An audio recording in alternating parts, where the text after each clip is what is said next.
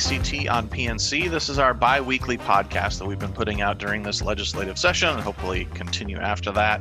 But this episode is pretty interesting. We really are in crunch time. I think we may have said that last time, but we have about 21 days, about 3 weeks left in the session. And there are some interesting developments that have come along. We're still talking about TWIA and where that funding is going to go, or where those bills are going to go. A lot of stuff still circling around auto, and then some bills that had some momentum and maybe have lost momentum since we've been on. So we're kind of giving a recap of where we are, especially when it comes to deadlines and what the meaning of those deadlines are moving forward, and of course the impact on the insurance industry here in Texas. And as usual, we have with us today Albert Betts, Executive Director of the Insurance Council of Texas, and Angie Cervantes, who is our Government and Industry Relations Manager here at ICT. And so, Albert, if you want to go ahead and take it away and kind of talk through some of the things that we have going on, and you and Angie can have a great conversation about how the session's going right now. All right, thank you, Rich. Angie, good morning. Hello. It's time once again we excite the world with the latest in insurance news from the 88th legislative session. I think we're at that point. Rich pointed out 21 days left. We're at the point, take your favorite TV show, either in the last few episodes of Succession, which is hot right now, or we are last season of Walking Dead, as we talk about some bills that are literally, if they're not dead, they're very close to being dead. And I know I use Walking Dead because those bills, some of the language can be revived. We'll talk about that in the last couple of weeks here. But it's crunch time. 119 fun days and nights have passed, believe it or not, since we kicked off the session back on January 10th. So I think today we'll kind of run through some of the key deadlines that are coming up. And then what bills are out there that, like I said, appear to be dead, they can be revived, and then some of the big issues that are still floating around that are of interest to the ICT membership. So, Angie, you've actually lived it. I've lived it in a different way. You've lived it inside the Capitol and actually dealing with these deadlines. So, kind of run through what are the key deadlines, and for the non-legislative nerd out there, what do these deadlines actually mean? Right. And today, so as of this recording, it's May 8th, which is the first big significant deadline in the House. So today is the day that all House bills have to be reported out of committee if they're going to have a chance to stand by themselves. And so that means not only voted out, but all the paperwork has to be filed and either sent to the local calendar or the calendars committee. And so this is a big deadline because, and as you said, there's always a chance where if a House bill dies, so right now any bill that's not reported out will be dead, but then that language can be taken and be stuck on another bill that has some germaneness, or from my time in the Senate, if you're in the Senate, is even remotely germane and you could get away with it. So it's people are starting to scramble, I think, today as their bills are dying and trying to find other vehicles for it, which means that we just have to be on the lookout also for bills that we might not be watching that might all of a sudden become interesting to us. And then at the end of the week, the next deadline, May 11th. So that's at the end of the week is the last day for the House to consider House bills on the calendar. So another big step between then and now. All those bills that were out have to get on a calendar, and they have to actually be put on the calendar. And then, as we've seen, most sessions, chubbing and other legislative terms start to happen basically where the House starts to stall. And so even if your bill's on the calendar, they might, debate a certain bill forever and your bill might not get there. So a lot going on. Yeah, a lot going on, and a million different ways for a bill to die right now. But also, like you said, multiple ways to revive, quote, The Walking Dead. I recall, not telling war stories, but recall think it was House Bill 4409, one of the TWIA bills back in 2015 or 13. I'm probably messing the year up, but anyway, that bill, the TWIA bill, was literally dead to the last week, and then got amended to some emergency response bill, which was the 4409 originally, and that is how TWIA passed, reform that passed that time, maybe back 2011. But anyway, that's how that passed. So nothing's impossible. Everything is, we use the term bills are dead. We have to caveat that nothing's dead until the gavel signy die, and then it's really dead. Right. So deadline's coming up. Today's a big day in the House. We'll talk a little bit. We know there's some hearings in the Senate tomorrow, May 9th. And so it's crunch time. And I think the toughest thing right now, Angie, in my mind, is just keeping up with what's happening to bills, not in terms of even their movement, just the language. Right. As things start changing. Yeah.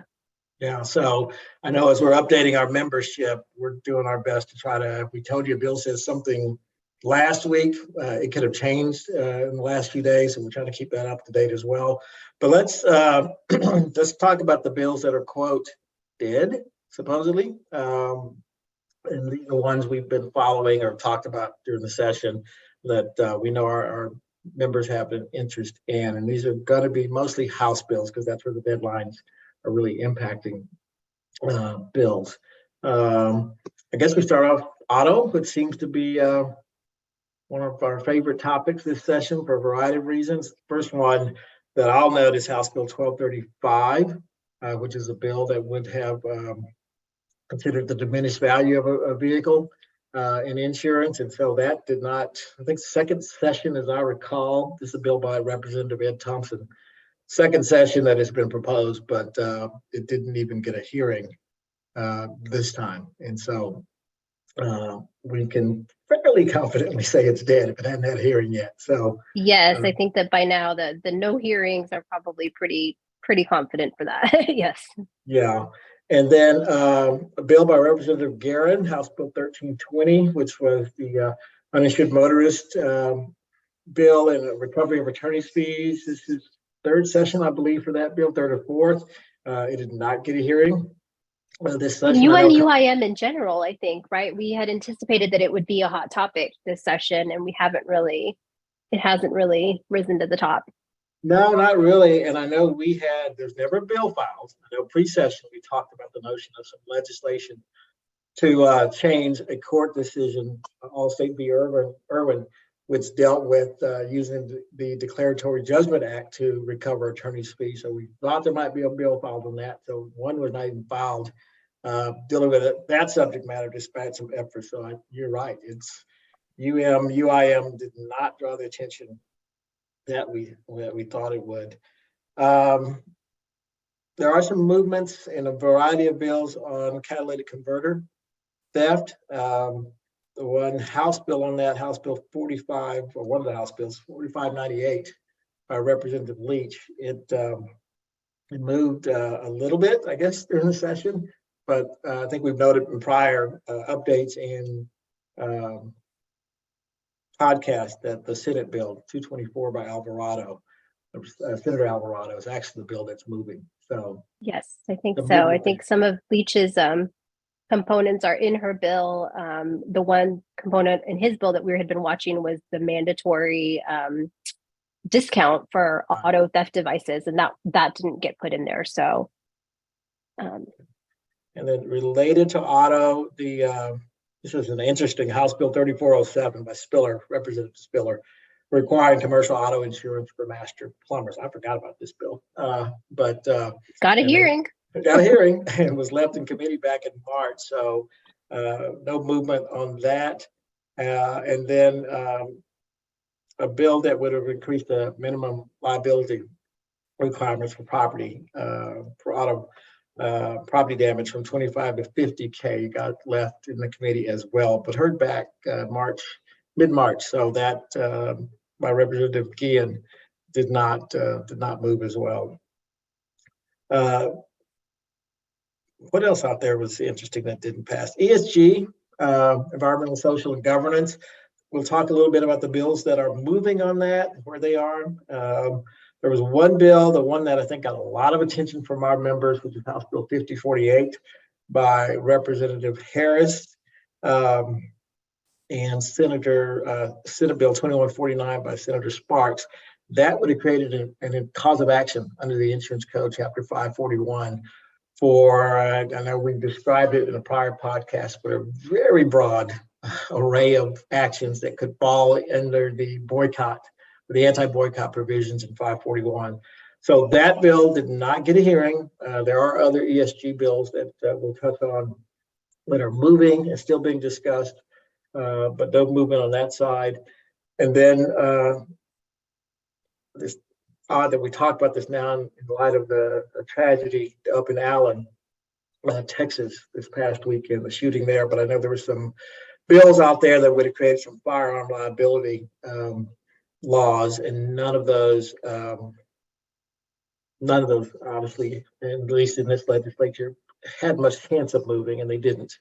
House Bill 5195 by Ramos, which would require liability insurance for firearms, did not get a hearing.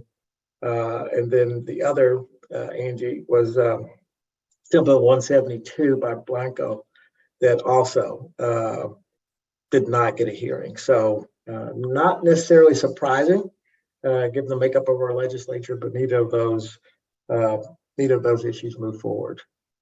Right. What am I missing? I think that's kind of the big picture. Obviously, there's a bunch out there. I think we saw a stat the other day that half the bills that got filed did not even get a hearing, if I recall correctly. Right. And then I think for context, last legislative session, most of the bills died in committee without getting a hearing, I think. Yeah. 46% in the House last session, and then 59 in the Senate. So the Senate, and I think we're seeing it this year too, the Senate is churning out less bills, and they tend to be a little slower about it. And there's also less senators to file bills. So yeah, so that's kind of the big picture PNC side. There's one other bill that's pending. Let's talk about these two real quick, because both of these had a lot of interest. House Bill 150, which was the replacement cost bill that there was one last session, refiled this session. This is the bill that said replacement cost House Bill 287, yeah. Last session, right. So this year, House Bill 150 required 80% payment of replacement costs in residential policies. Oh, that was House Bill 150 is oral release for auto. Oral release. Well, this is what happens late in session. You start losing track of your numbers. Yes. It might have been close to 150 last session. It might have been. Yeah. Thank you. Thanks for clearing that up. So that bill is moving, and we'll see what happens with the 80%. And it is exactly right. Oral release was 150 for auto. And it was reported out. It's been in calendars since late April, I guess. And so it has not been placed on the calendar yet. Doesn't mean it won't be, but you touched on the deadlines earlier for that to get be heard in calendar. So that's coming up soon. What else? Since I just completely botched those two bills, which completely deal with different 287. So yeah, and then replacement costs. Just to close that loop, that bill has been recommended for the local calendar. So it was recommended on the 1st of May, I think. So there have been some cycles that it hasn't been put on a local calendar yet, but we'll see where that goes. That replacement cost bill. And yeah, so like you said, these are kind of bills that are in limbo. They have gotten hearings, but they've maybe not moved. Another one, it's an auto bill that I know some of our members, we've got members that have been interested in, is House Bill 3365 with the auto rating. It would have, Oh, go ahead. It would have allowed everybody to use auto traffic in rating, and that has been sitting in calendars since April 26th. And so, again, not impossible, but we do have this, I guess, several days now before it has to be put on a calendar for it to survive. Although I think this was the bill, correct me if I'm wrong, the language got amended onto another bill last session, maybe, which didn't end up passing. But so No, you're right. Yeah, last session, same bill, ended up on a different, the language changed, I think, two or three times. It ended up dying. I know we have members on both sides of this issue, so it's interesting to see what happens with it. But again, time's running out. For our workers' comp riders, a slew of bills. There's a lot of comp bills, but not a lot are probably going to pass. So a slew of workers' comp bills out there that would have changed benefit levels, like House Bill 493, which would have required a cost of living adjustment to death benefits. It did not get a hearing in business industry. I know we had a lot of questions early on about House Bill 1702, which would have reinstated a cause of action under the Insurance Code, Chapter 541, for unfair claims practices and workers' comp. That did not get a hearing. And there's an interesting bill, House Bill 2539. I only mention it because in this day and age of remote working, this bill would have prohibited any injury from being compensable if it occurred while you're working at home or location not owned by the employer. So it did not get a hearing as well. And so comp, probably not a lot's going to pass that's going to change. I think some changes to PTSD, post-traumatic stress syndrome, that did not get a hearing. Changes to the definition of intoxication, House Bill 4556 did not get a hearing as well. And so that was a multiple session one, right? That has been, that issue's been up multiple times. So just did not get a hearing, as did another that did get a hearing. It's been pending since late April, which is House Bill 337, which would have allowed physical therapists to act as treating doctors. So the comp discussion's been fairly quiet as expected this session. Just a lot of ideas out there that don't look like they're going to get move any further.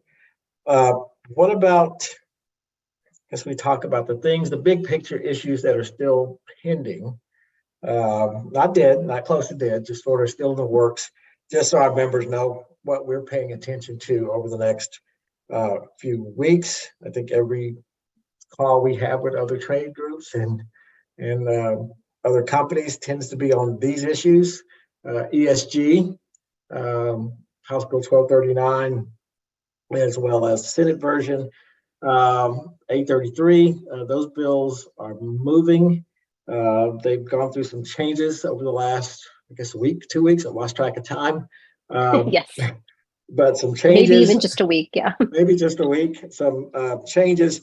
So now those bills as written, last version I saw would just, and this is a general description, but wouldn't allow consideration of an ESG score as a factor in rating by insurers. The prior versions included policy writing, DEI, diversity considerations, and disparate impact language, but all of those are gone now. So it's just going to be a rating bill, at least the last version we saw. And there's a hearing scheduled, correct me if I'm wrong, is there a hearing scheduled May 9th? No, sorry, hearing last week. See, I'm really losing track of time. There's a hearing last week. That's what happens when you're 100 and something days in. Yeah, yes. punch drunk after 119 days. But hearing last week on the ESG bill in the Senate. So keep an eye on that and see where those. We've got a couple of other ones floating around. Senate Bill 1060 got a hearing in the House last week, and that was the Hughes political shareholder bill that applies just to publicly traded companies. And then also House Bill 2752 by Schaefer, which had to do with TDI and what rules they can or can't pass without going through the legislature, also got reported out of committee. Again, that's one of those that hasn't made it to a calendar, but still a chance that it could. Okay. Yeah, so again, I'm afraid from predicting what happens to the ESG related legislation, but it looks like something will pass this session, and obviously everything's still subject to change. So we'll keep y'all updated on that. Let's talk about auto repair and auto appraisal, both big issues. Both issues floating out there. I think on the appraisal side, there's 3 bills still moving in the ledge. House Bill 4194 by Representative Perez set some timeframes for the appraisal process, the selection of the appraiser, the selection of umpire, but it does not have any provisions that requires the loser to pay, as some versions of other bills did early on. That's been referred over to Senate Business and Commerce, so that's still moving. House Bill 1437 by Representative Clardy. That does contain, correct me if I'm wrong, Angie, a loser pay provision if the the final amount is more than 10% above what the insurer offered. And that's on the House calendar, actually May 8th. So we'll see what happens with that bill. And then House Bill 597 has been reported from committee last week. And that one divides the expenses and again, sets deadlines and timeframes for selections of appraisal and appraisal process. So there's 3 bills out there competing. They do different things. That's where it's a little bit interesting, where what will end up passing. And I guess it's all depending on what comes out of the House. We might see the Clardy bill and then the Perez bill coming out of the House, and then depending on what the Senate wants to do with it, because like you said, the 2, I guess, loser pay provisions, that's definitely different. And I think some of the timelines are a little bit different. Yeah, it's this is where, watching the sausage get made. It could be interesting to see what we end up with. But yeah, so 3 bills out there on appraisal, a lot of discussion back and forth between the industry and others to see if something reasonable, if anything at all, passes. So we'll keep y'all posted on that. And then keeping with auto repair and OEM parts. This issue started last session. Has continued this session, and we have 2 bills out there dealing with this in different ways. Senate Bill 1083 by Senator King. It is set for hearing Tuesday, May 9th. In House Insurance, it's made it over from the Senate, and that basically required OEM parts, OEM processes to be used for repairing vehicles. That's for vehicles purchased within the 36 months of purchase. So a lot of questions there about the need for OEM parts, what an OEM part process, OEM repair process looks like. And so we'll see what happens with that bill. I think there's even some question about the role of lien holders in the repair process, if there is any role that exists for lien holders. So we'll have to update you next time, or keep an eye out for Angie's updates this week. But that's a very important bill, and a lot of concern about that within our auto riders. And House Bill 1321 by Representative Clardy. Now that's been pending in House Insurance. So again, this is one of those deadline bills situations, but that is an interesting bill. It's been described by some as doing nothing to change the auto repair process, but it looks like it does a lot, in that you can't pick the lowest cost part to repair a vehicle. It talks about using OEM processes, OEM parts. There's criteria set up for what's like, kind, and quality. So that bill seemed to be a big change. A lot of interest by the industry and testimony on that during the hearing, but it's pending. So it is, again, subject to the deadlines that are coming up actually today and the next couple of days. So we'll see what happens with that. But definitely a lot of discussion about this, and a lot of push-pull on, what does it mean to repair a car, even what do you need? And what is an OEM repair process? So we'll see what happens with that. And Angie, your favorite subject, TWIA. Yeah, want to talk about Everybody's favorite subject, yes. what's You had out to there, pick which one. you had to pick one. I mean, if you had to pick TWIA, because this session, surprisingly, it has not been front and center as it has been for PNC in the past. So what's going on with our TWIA bills that are still floating around and are coming up for discussion? Right. So we've got two bills, I guess you could say, that are still very much alive and thriving. And one's a Senate bill, one's a House bill. So it'll be interesting to see how they resolve themselves. House Bill 1588 by Oliverson is a TWIA funding bill that we've discussed before, replacing the funding with borrowing from the state. And that bill just got set for hearing in Business and Commerce for tomorrow, or for, I guess, for purposes 5/9, May 9th, Tuesday.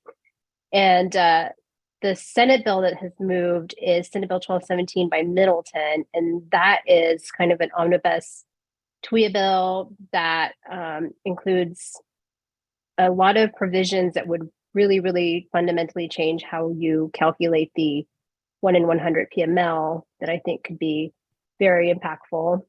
And then also eliminates the use of LAE in the PML. And so we're watching those closely. 1588 will be in B and C, and then Senator Middleton is actually picked it up. So what happens when a bill goes over is usually the over from one chamber. Usually, if it has a companion, that person tends to pick it up. Senate Bill or House Bill 1588 does have a Senate companion with Senator Hinojosa. But in this case, Senator Middleton picked up House Bill 1588, and he's going to sponsor it through the Senate. So this will be interesting to see what happens, given that he's got his own version of a TWIA bill. So this is where the fun politics will maybe come into play. Yeah, definitely worth. Good point. That we need to keep an eye on what happens in the Senate with that bill, because Senator Middleton had a version initially that put unlimited assessments on insurance companies. And then that was changed. And then I think a version that was discussed in Senate B and C of his bill would have done the funding the same way as House Bill 1588, with doing away with the debt funding, the public securities, and allowing the state to loan up to $1 billion. And then that was taken out of Senate Bill 1217. So like you said, now it's the LAE and the PML discussions, plus some changes to the board to expand the board with non-insurer members, and then a piece to move TWIA to their offices somewhere in tier 1, tier 2. So it'll be interesting to see what happens with that bill 1588 now that it's in the Senate. If there's some other changes, no, I'm not going to speculate, not going to jinx it by talking about funding changes, but I think it bears watching to see what happens May 9th. So we'll see what happens over there.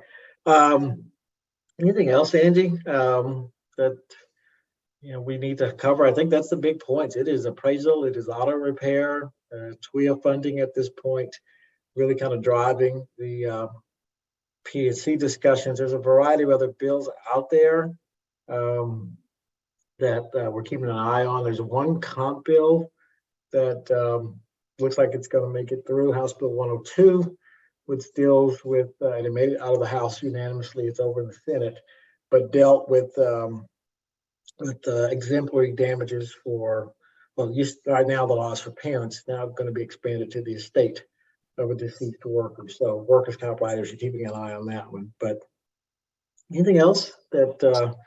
No, and I think that TWIA Fair Plan, the only two bills that we as ICT have been closely following that have already made it all the way to the governor and passed are, one, a Fair Plan bill, House Bill 998 by Representative Paul, that would expand it to Property Owners Association. I think it was trying to deal with the special constituent circumstance that he had. And then 2232, it's a Senate bill by La Montilla, that was a TWIA biannual recommendation about agent requirements. So those two have actually passed and are actually on their way to the governor to be turned into law. So those two have moved real quick. There's some other bills that are still hanging out there that we at least will just mention, keep an eye out for. House Bill 2065, which is the non-renewal.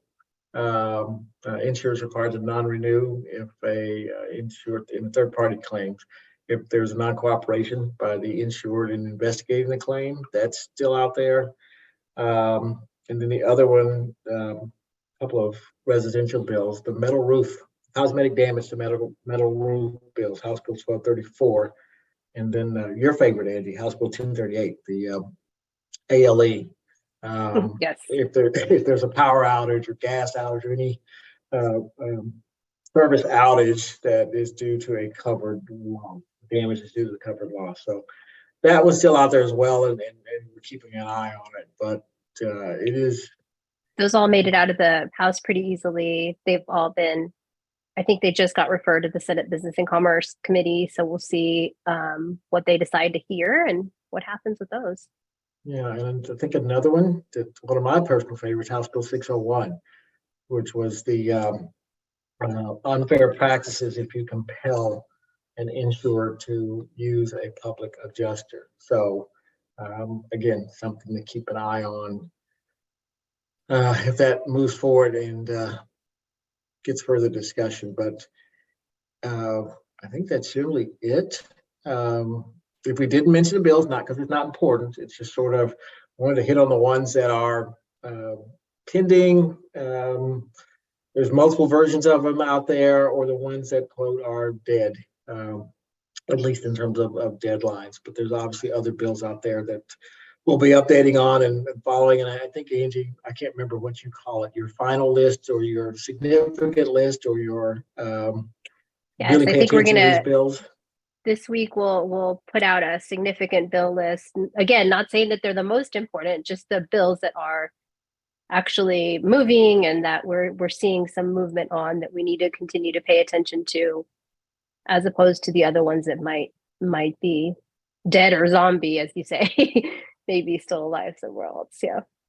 Yeah, it's if you're into the lens, this is an interesting time. If you're over at the Capitol, you're following, if you're lobbying, you're following whoever's trying to kill you, bill around to go fix whatever they've said, and vice versa. You're also in offices trying to emphasize the need to kill a bill if need be. And people are hanging out in the halls watching who goes into what office to see if they're trying to kill your bill. Yeah, and if you're not the government relations type, that is not a joke. You're literally sitting in it's very serious. It's very serious. So a lot to watch. There'll be plenty of updates over the next 3 weeks. And then as deadlines hit up, we'll probably be quickly updating that a deadline is hit. Here's what has dropped off the list. So 119 days of fun and 21 days of joy left to go for the 88th legislative session. Angie, thank you for helping keep up with all this and not helping me confuse people by calling House Bill 150 House Bill 287. So appreciate the correction.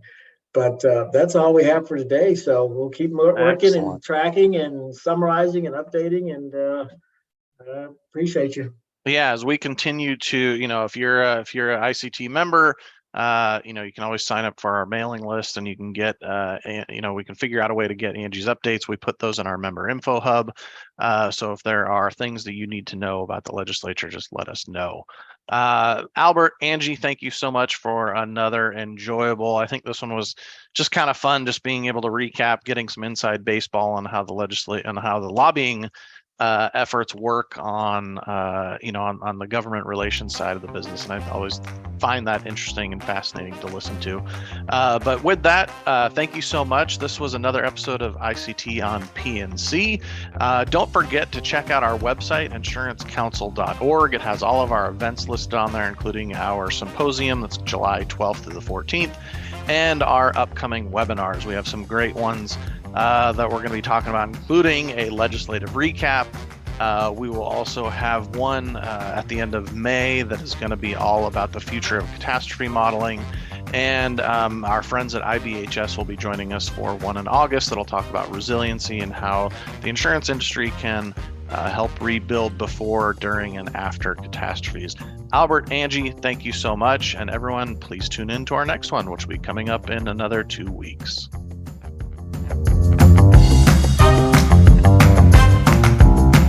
This has been a production of the Insurance Council of Texas, Austin, Texas. All rights reserved. Copyright 2023.